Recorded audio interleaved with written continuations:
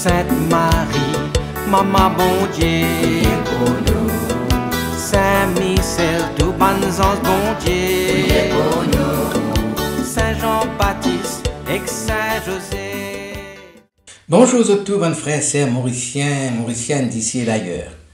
Merci de nous rejoindre nous dans nos programmes Un Saint chaque jour.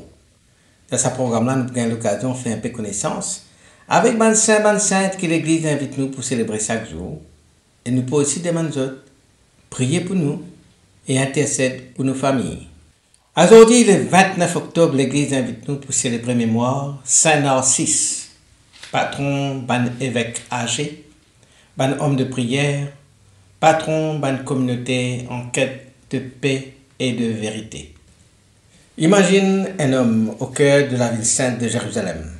Sa responsabilité guide Banzam, amène la lumière de l'évangile, maintenir la paix dans une communauté contenant beaucoup de tensions pérennées. Un homme droit, sage, mais qui peut être victime d'une calomnie si violente, qui sont accusateurs eux-mêmes, je peux prendre eux-mêmes comme témoin, je peux jurer aux autres propres malheurs pour faire croire qu'ils autres mensonges, ce n'est pas des mensonges, qui ban calomnie là, c'est ban vrai, et qui je peux essayer de faire tomber ça, l'homme là, ça, homme là. Mais devant ça, ban tempête qui peut déferler devant lui, ça ban calomnie, ça ban palabla, il pas crier, il pas défendre, il pas riposter, mais il retient, il choisit le désert, il choisit le silence. Mais ce silence, ça, c'est pas une fuite, mais c'est une réponse qui pose fort, plus fort, qui s'appelle tapas, s'appelle palabla. Une réponse qui traverse les siècles et qui interpelle nous aujourd'hui. Qui manière nous réagir quand l'injustice peut taper nous? Qui manière nous réagir quand la vérité peut piétiner? Qui manière nous réagir quand nous l'honneur a peut bafouer? Saint Narcisse, un évêque, un ermite, un homme de Dieu. Il enseigne nous qui parfois la grandeur n'est pas mesurer la force des mots, mais la profondeur du silence. Alors nous rentrons dans ces histoires. Non pas, comment dire, nous peut rentrer dans une légende, dans un récit ancien, dans un conte de fées, mais nous rentrons dans ces histoires comme, comment dire, nous avons un miroir, la glace qui est devant nous et qui reflète nos propres la vie. Défini en Palestine vers la fin du 1er siècle, et Narcisse consacrait sa jeunesse à l'étude des sciences divines et humaines. Il répond à sa vocation de prêtre divine un modèle de vertu pour le sacerdoce. À l'âge de 80 ans, Banla Elieli, évêque de Jérusalem, 80 ans, vers 185. Il gouverne avec une vigueur étonnante malgré son âge avancé. Il est mort en 2011 ou 2016 à 116 ans, selon la tradition. 116 ans, 116 bananes, selon la tradition. Narcisse, c'était un homme de rigueur morale, de prière profonde, de discernement spirituel. Mais sa sainteté qui a dérange du monde. Il y a 3 hommes, 3 beaux, qui étaient agacés par sa sévérité et ils ont accusé faussement d'un crime, soi-disant qu'il finit faire. Un crime odieux qu'il finit faire. Alors, pour appuyer ce mensonge, pour soutenir, pour montrer, soi-disant qu'ils ont fait cause vraie, je fais un serment. Et là, dire comme ça, si on peut cause menti, ben, qui dit fait, brille-moi, périr par le feu. Un autre, il dit, si on peut cause menti, ben, que la lèpre ronge-moi. Un troisième, il dit comme ça, si on peut cause menti, ben, moi, je vais venir aveugle. Narcisse, blessé, pas seulement par la blague, mais il garde son humilité. Il est retiré dans le désert, comme on dit, il vit comme un ermite philosophe, loin de sa bonne palabre, loin de sa bonne calomnie là, loin de sa bonne détracteur. Et entre-temps qu'arrivé, ban qui finit acquis là, ils subirent exactement le sort qu'ils ont invoqué. Premier là, le mot d'un l'incendie. Second, vraiment il couvert avec la lèpre. Et troisième, les vins aveugles, l'état avait pleuré sur le péché. Narcisse retourne à Jérusalem, accueilli avec beaucoup de vénération. Et parce qu'il vient trop âgé pour lui continuer, vient l'évêque, alors il vient un l'évêque honoraire. Prier pour ce peuple, tandis qu'un autre évêque prend place, Alexandre, qui est consacré pour prendre sa place. Le moment décisif de la vie, c'est ce choix pour retirer dans le désert, dans le silence.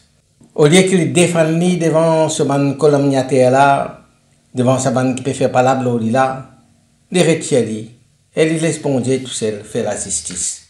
Ça geste révèle une confiance radicale, une la foi qui passe rôde pour justifier lui, mais une la foi qui peut purifier lui dans la solitude. Il devient ainsi un des premiers ermites qui nous connaît, bien avant mon grand moine du désert. Miracle qui est attribué à Saint Narcisse, c'est que, tenait un soir, la nuit pascale, qui était annoncé à Jérusalem, et grande préparation peut faire parmi les chrétiens, parce qu'ils ont envie de célébrer la résurrection du Christ. Malheureusement, la lampe qui paraît par les fidèles, pour me dire, élimine la nuit là, ben, il y a un problème. De l'huile peinant. Alors, ce n'était pas un oubli, ce n'était pas une négligence, mais c'est plutôt une épreuve qui, bon Dieu, peut mettre sa fidèle là, une invitation à la foi. Et dans ce silence-là, Saint Narcisse arrivé, évêque de Jérusalem, centenaire, divini, frêle, mais sa présence imposante, il n'est pas tracassé, il n'est pas affolé, mais il demande seulement qu'il t'apporte de l'eau. Écoute ça bien. Il demande seulement qu'il va fidèle apporte de l'eau. Imaginez, de l'huile n'a pas non. D'abord, bien sûr, il y a une hésitation, il y a une surprise, de l'eau pour la langue, mais de t'obéir. Tu ne peux pas avec un miracle, j'ai Dieu à Canasa. Alors, Narcisse, il recueille, il prie longuement, intensément. Sur la prière, comment dire, un murmure de confiance, comment dire, un souffle d'abandon. Il ne demande pas un miracle, mais il a pu abandonner totalement à Dieu.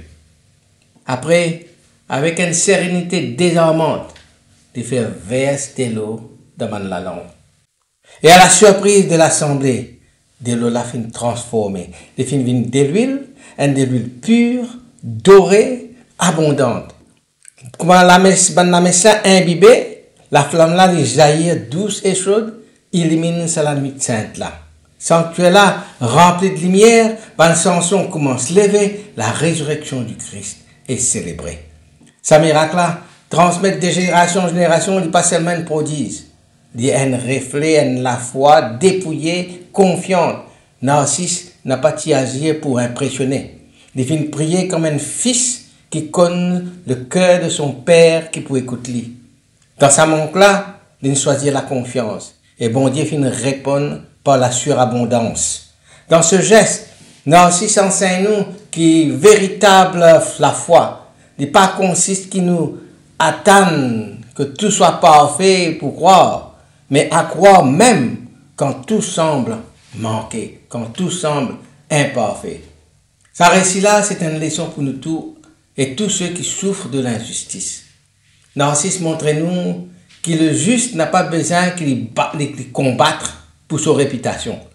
Il a simplement besoin de rester fidèle et laisse bon Dieu défendre sa cause. La vérité, les comédiens de la lumière. Il est capable de sommer à un certain moment, mais après, il finit par percer l'obscurité. Dans le monde d'aujourd'hui, le monde contemporain, comment encore une dire, beaucoup de bruit, beaucoup de tapage, beaucoup de sollicitations, beaucoup de jugements hâtifs et téméraires, beaucoup de tensions intérieures, la figure de Saint Narcisse les dressait comme un phare discret, mais puissant. Il n'est pas crié, il n'est pas imposé. Il cause avec la vie, par ce silence, par sa fidélité.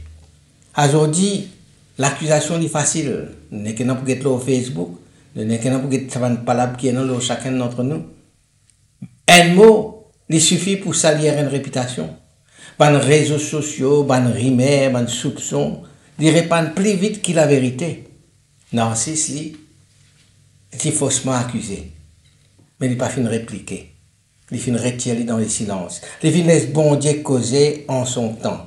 Ce silence-là, loin d'être une faiblesse, il fin venir la force. Il enseigne nous que parfois, le silence est plus éloquent que 1000 discours. Le silence, c'est le lieu que le bon Dieu peut agir. Aujourd'hui, la prière nous souvent négligée. Nous reléguons au second plan. D'abord, nous commençons par l'activité, nous avons activisme, nous avons action, nous avons urgence, nous avons distraction. Après, il y a la prière. Mais Narcisse, il prier. Il prier quand il y a un manque. Il prier quand il y a une épreuve. Il prier dans la solitude. Et sur la prière transforme de l'eau en de l'huile, le doute en la lumière, l'attente en miracle. Il rappelle-nous que la prière, ce n'est pas une option, mais une respiration. La prière, c'est le lieu que la providence lui révèle lui-même. Aujourd'hui, la solitude fait nous peur, l'isolement fait nous trembler. Aujourd'hui, la solitude dit percevoir comme un vide, une absence, une marginalisation. Narcisse il choisit la solitude comme un espace de fécondité. Il retient non pour fuir le monde, mais pour lui capable de recentrer lui-même, lui-même. Et dans sa retrait-là, il devient proche de Dieu, plus libre, plus lumineux.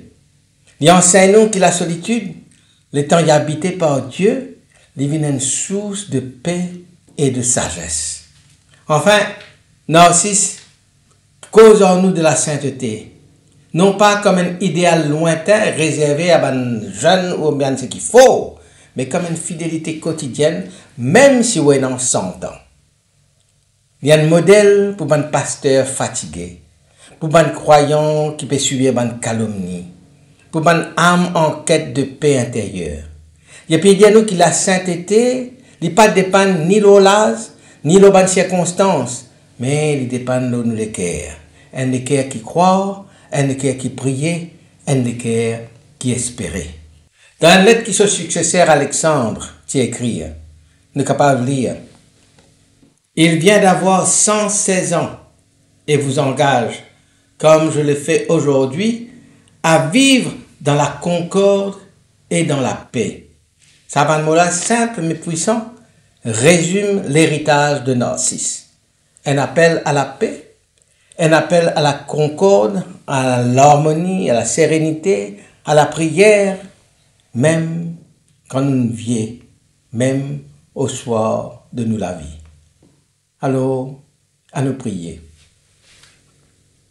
Saint Narcisse, pasteur fidèle, homme de prière, toi qui viens choisir le désert plutôt qui le tapage de la ville, tu viens choisir la paix plutôt que la vengeance. Inspire-nous la patience dans l'épreuve, la confiance dans la justice divine, la lumière dans nos bandes la nuit spirituelle. Qui par ton intercession nous garde-nous dans la vérité et qui te l'exemple guide-nous vers la concorde, la sérénité, la paix extérieure et la paix surtout intérieure.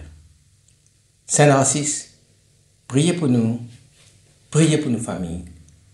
Amen. Qui bon Dieu bénisse et tous nos bandes proches. Qui sur l'esprit habite toujours dans eux. Qui les protège toujours et partout. Au nom du Père et du Fils et du Saint-Esprit. Amen et à demain. Saint-André et Saint-Matthieu, priez pour nous. Saint-Jean, Saint-Marc et Saint-Luc, priez pour nous, priez pour nous, priez pour nous. Sainte-Marie-Madeleine et Saint-Étienne, priez pour nous.